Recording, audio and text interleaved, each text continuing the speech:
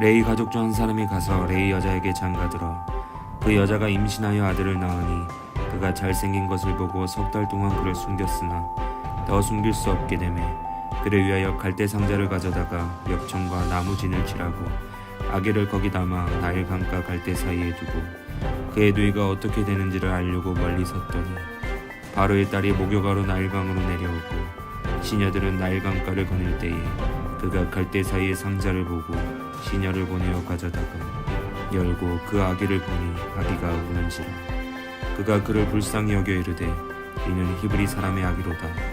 그의 누이가 바로의 딸에게 이르되 내가 가서 당신을 위하여 히브리 여인 중에서 유모를 불러다가 이 아기에게 젖을 먹이게 하리니까 바로의 딸이 그에게 이르되 가라 하매 그 소녀가 가서 그 아기의 어머니를 불러오니 바로의 딸이 그에게 이르되 이 아기를 데려다가 나를 위하여 젖을 먹이라. 내가 그 삭슬 주리라. 여인이 아기를 데려다가 젖을 먹이더니 그 아기가 자라매 바로의 딸에게로 데려가니 그가 그의 아들이 되니라. 그가 그의 이름을 모세라 하여 이르되 이는 내가 그를 물에서 건져내었음이라 하였더라. 여러분 혹시 갑질이란 말을 들어보신 적이 있으신가요? 갑질은 유리한 위치에 있는 사람이 불리한 위치에 있는 상대방에게 부당한 요구를 할 때 흔히 사용되는 말인데요. 갑질의 관계는 직장 상사와 부하 직원, 손님과 점원 사이에서 일어나고 심지어는 친구 사이에서도 종종 일어나기도 합니다. 그리고 최근 이러한 갑질의 피해 사례가 늘면서 우리들의 분노를 자극하게 만들기도 하는 것 같습니다. 이와 같이 갑질에 우리가 분노하게 되는 이유가 있다면 그것은 바로 우리에게 이상적인 상사와 리더의 모습이 있기 때문입니다. 2012년 방영되었던 신사의 품격이란 드라마가 있었습니다. 이 드라마에서 직장 상사였던 주인공인 장동건이 날리는 명대사가 화제가 되었던 적이 있었는데요. 외부에서 억울하게 갑질을 당하고 돌아온 부하 직원에게 장동건이 이렇게 말했습니다. 네가 나보다 월급이 적은 이유가 뭔지 알아?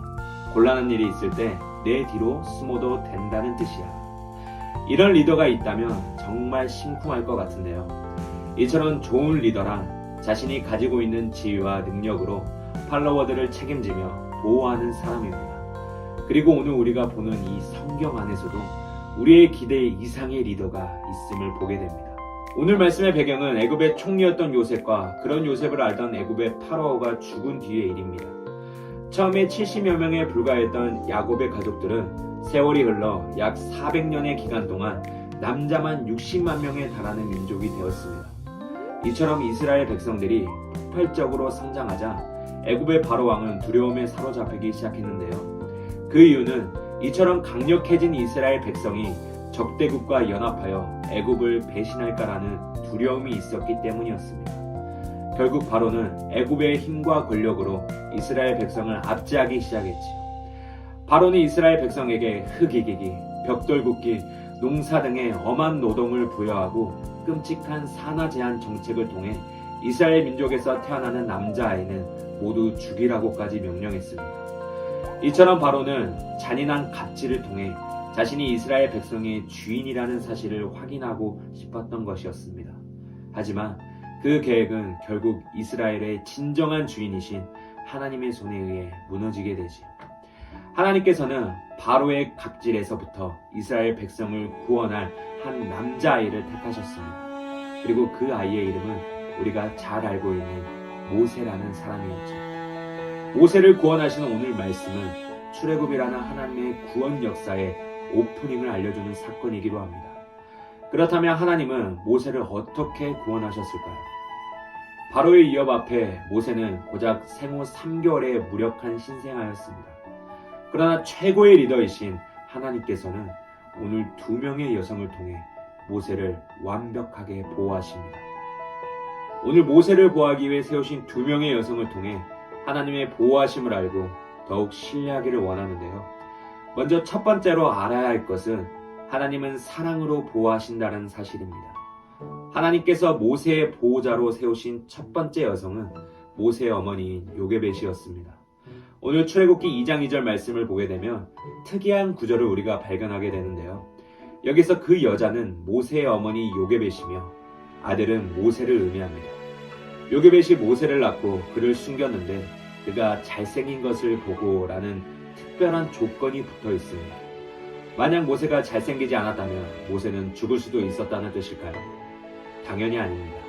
여기서 잘생긴 것에 해당하는 단어는 본래 너무나도 보기 좋고 사랑스럽다는 뜻입니다.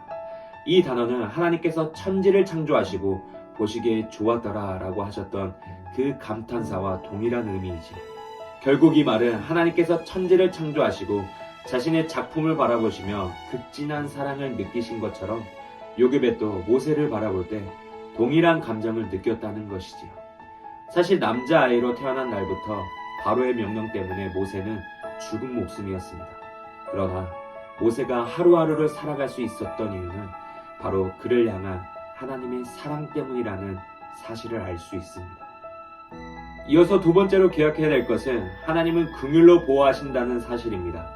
하나님께서 보호자로 세우신 두 번째 여성은 바로의 딸입니다. 사실 이스라엘과 애굽은 그야말로 원수지간이었습니다. 애굽에게 이스라엘은 두려움과 골칫거리의 대상이었으며 이스라엘에게 애굽은 자식을 빼앗은 원수의 나라였죠.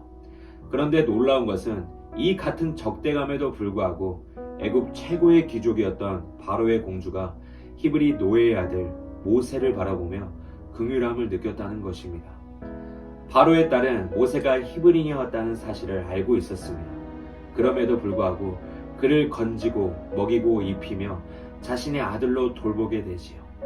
겉으로 봐서는 정말 비상식적이고 이해할 수 없는 행동으로밖에 보이지 않습니다. 그런데 우리는 이 비상식적인 행동에서 긍휼의 본질을 발견할 수 있습니다. 본래 바로의 딸이 히브리인의 아기를 발견했다면 즉각 그를 죽이는 것이 상식적인 행동이며 바로의 명령에 순종하지 않고 갈대 상자에 담아 띄운 그의 부모까지도 수색하여 엄벌을 내릴 수 있었습니다. 그러나 바로의 딸은 상식적인 반응이 아닌 비상식적인 행동을 하게 됩니다. 모세를 데려다가 먹이고 입히고 아들로 삼게 되지요. 모세는 마땅히 죽어야 할 처지에 놓여 있지만 반대로 아주 귀한 대접을 받으며 자라나게 됩니다. 이것은 단순히 비상식적인 것만이 아니라 이러한 역전의 중심에 하나님의 긍휼하심이 작용한 것입니다. 비상식적이지만 왠지 우리의 마음을 따뜻하게 하는 이 긍휼함에서 하나님의 보호하심의 성격을 하나 더 살펴볼 수 있게 됩니다. 성경은 우리가 아직 죄인 되었을 때에 하나님께서 우리를 사랑하셨다라고 말씀합니다. 우리가 하나님께 구원과 보호받을 아무런 조건이 없을 때, 우리가 지은 죄의 결과로 인해 마땅히 죽어야 할 때 하나님은 긍휼이라는 렌즈를 통해 우리를 바라보시고 구원으로 보호하셨습니다. 세상은 끊임없이 우리를 향해 계산합니다. 그리고 보호의 조건이 붙지요. 내가 외모가 괜찮았다며, 내가 돈이 많다며, 내가 스펙이 좋았다며. 하지만 긍휼이라는 것은 이와 같은 계산의 법칙을 깨는 유일한 힘입니다. 죽을 수밖에 없는 모세를 보호한 바로의 딸의 긍휼함은 우리의 보호자 하나님께서 어떤 원리로 우리를 보호하시는지 보여주고 있습니다. 이처럼 최고의 리더이신 하나님께서는 그분의 사랑과 긍휼로 우리를 여전히 보호하고 계십니다. 그렇다면 오늘 나눔을 통해 여러분께 질문 하나를 드리고 싶습니다. 혹시 여러분은 지금 여러분의 삶에서 어떤 리더를 따르고 계신가요? 학원의 일타 강사 선생님, 아니면 학교에서 인기가 있는 친구들, 혹은 나 자신이 내 인생의 리더와 주인이 되어 있지는 않으신가요? 하지만 우리 그리스도인이 살아가는 인생에서 따라야 할 리더는 오늘 말씀에서 알려주듯이 오직 최고의 리더이신 하나님 한 분이시라는 사실을 기억하시는 여러분이 되기를 바랍니다.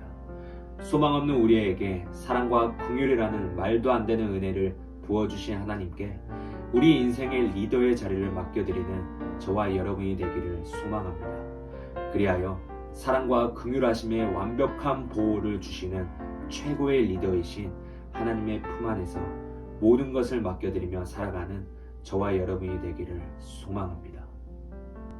2022년에 새해가 밝았습니다. 그리고 우리는 또 한 번의 성장을 경험하게 되었습니다. 그리고 새해를 시작하면서 많은 계획과 도전이라는 플랜을 세우고 준비하는 모습들도 있을 것 같습니다. 그렇다면 혹시 2022년 여러분의 신앙에 대해서는 어떠한 계획을 세우고 계신가요? 바라는 것은 새학년 새학기를 시작하는 우리의 생활과 학업에 대한 열정도 좋지만 하나님을 향한 신앙인의 모습 또한 새로워지는 시간이 여러분에게 있기를 원합니다. 오늘 모세를 인도하신 하나님의 사랑과 긍휼의 메시지가 오늘 2020년을 시작하는 첫 주일에 우리 마음속에 스며들어 우리 인생의 최고의 리더이신 하나님께 우리의 생각과 마음을 내려놓고 온전한 신앙인의 모습으로 따라가는 삶이 되기를 바랍니다. 그리하여 연초부터 연말까지 우리를 사랑과 긍휼로 지키시고 이끄시는 하나님께 우리의 첫 발걸음을 맡겨드리는 참된 신앙인의 모습을 통해 영적 성장을 경험하는 은혜의 삶이 오늘 저와 여러분의 삶에 있기를 간절히 소망합니다. 사랑의 하나님 아버지 감사합니다. 오늘도 우리에게 주신 말씀의 은혜를 통해 한 주간 승리하게 하여 주시옵소서. 하나님, 언제나 사랑과 긍휼로 우리를 이끄시는 주님 앞에 삶의 전부를 드릴 수 있는 믿음을 허락하여 주시옵소서. 오직 하나님만이 우리의 삶의 주인 되시고 최고의 리더라는 사실을 믿음으로 고백하며 살아가게 하여 주시옵소서. 그리하여 2022년에는 하나님의 사랑과 긍휼을 통해 바른 영적 성장을 이루며 살아가는 모든 고등부 지체들이 되게 하여 주시옵소서. 감사합니다. 예수님의 이름으로 기도드리옵나이다. 아멘.